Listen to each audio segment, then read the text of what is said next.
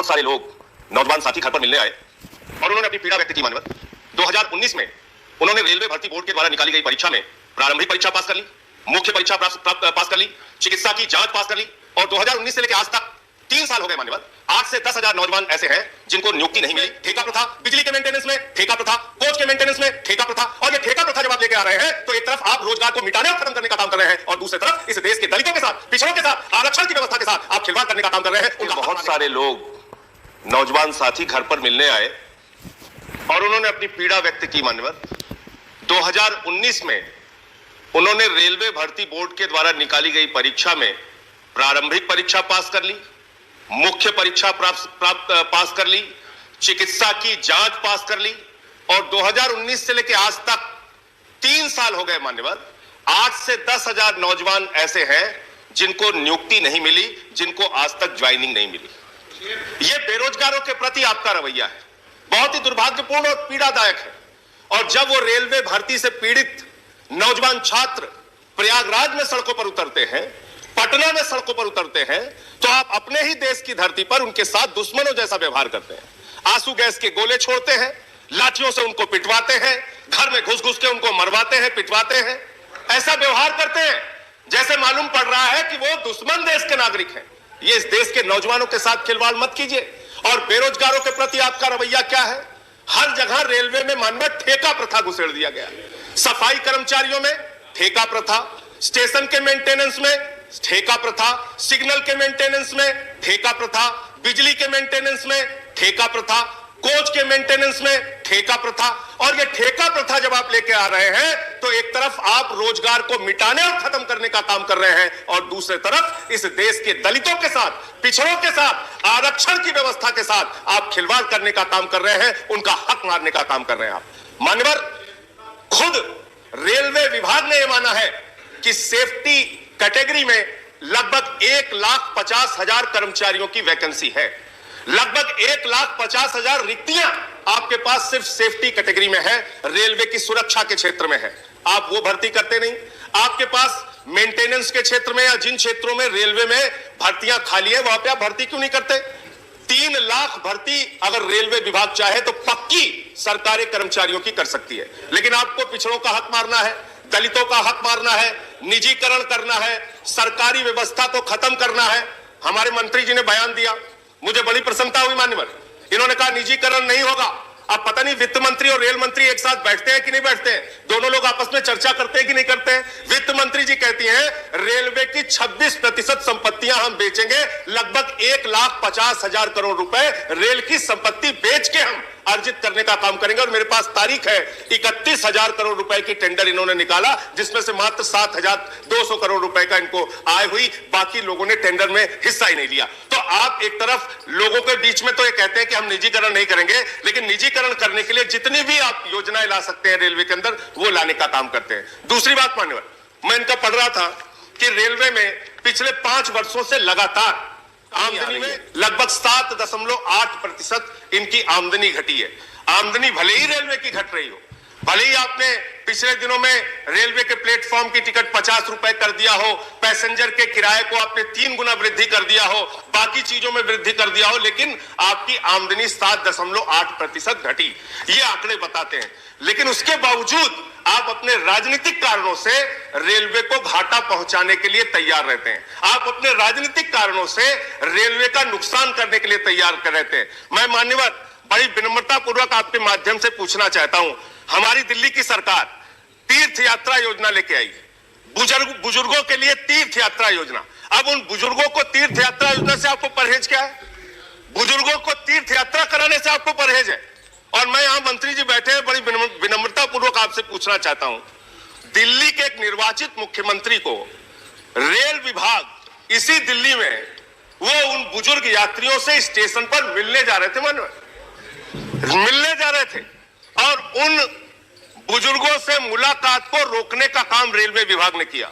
और मंत्री जी आप आईएएस रहे, जिला अधिकारी रहे, उड़ीसा में आप आईएएस के तौर पे नौकरी कर चुके हैं। इस प्रकार का व्यवहार मत कीजिए एक मुख्यमंत्री के साथ।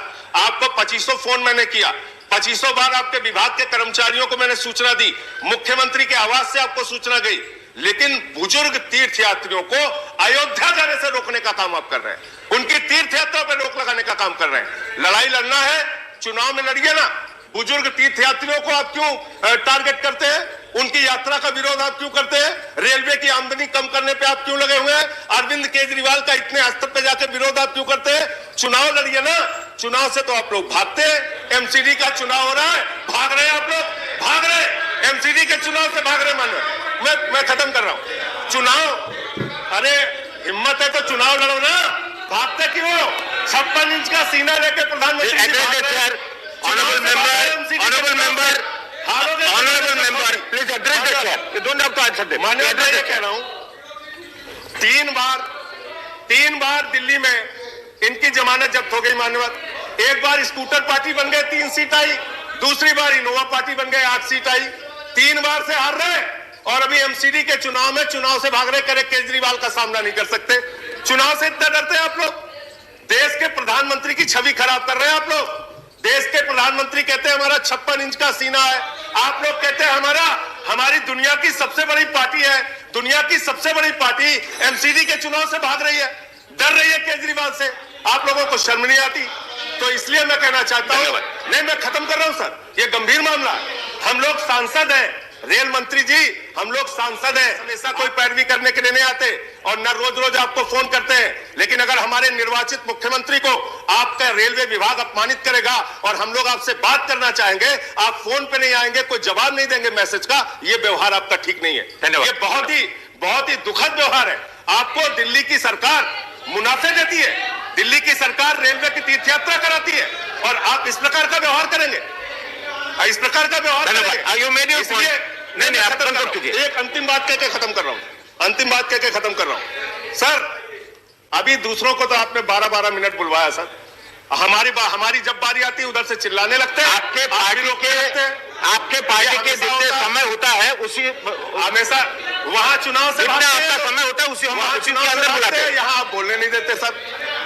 चुनाव आयोग जैसी संस्था को अपनी कठपुतली बना रहे सर। कहां बोले हम लोग? ये कहां जाए अपनी बात? आप रेल बजट पर बोलिए ना, अब तक तो आपने रेल बजट पर बोला ही नहीं। बातें हुई रेल बजट पे, आप कंक्लूड कीजिए। इतनी दुनिया तक की बातें हुई रेल बजट पे, फिल्म के गीत गा रहे थे लोग अभी रेल बजट पे। तो मैं ये कहना चाहता हूं, रेल मंत्री जी थोड़ी संवेदनशीलता लाइए अपने प्रति, बुजुर्गों के प्रति। आपने बुजुर्गों की कंसेशन खत्म कर दी रेलवे में। आप थोड़ी संवेदनशीलता लाइए। कुलियों के लिए लालू प्रसाद यादव जी जब रेल मंत्री थे, उन्होंने योजना लागू की थी उनको नौकरी देने के लिए। अब देखो कुलियों का भी विरोध कर रहे हैं सर, कुलियों का भी विरोध कर रहे हैं। आप समाप्त कीजिए। नहीं, गरीब आदमी का, आप समाप्त कीजिए। गरीब आदमी का विरोध कर रहे हैं। आपका समय हो चुका। सबका विकास करते हैं लोग।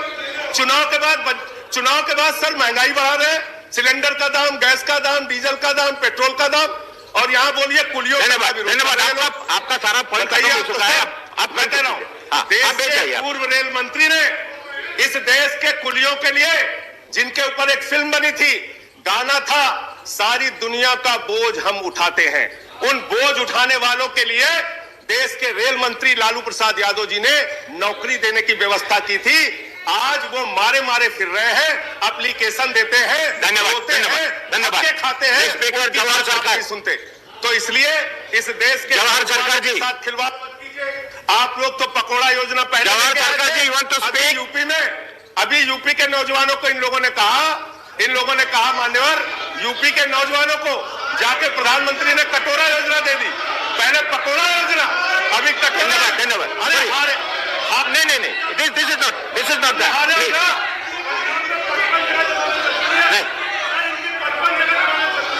धन्यवाद। Next speaker is I am calling the next speaker. नहीं, ऐसे नहीं, ये ऐसे डिबेट नहीं होता है। Please be seated. हाँ, नहीं, आपका खत्म हो चुका है। जवाहर सरकार, आप बोलेंगे? You want to speak mister Jawahar Sarkar? Please. नहीं, आपका समय खत्म हो चुका है। जवाहर सरकार, आप जवाहर सरकार का टाइम ले रहे हैं।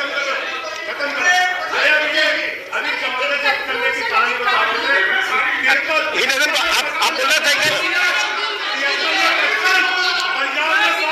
If you do not want to speak, I am calling another speaker.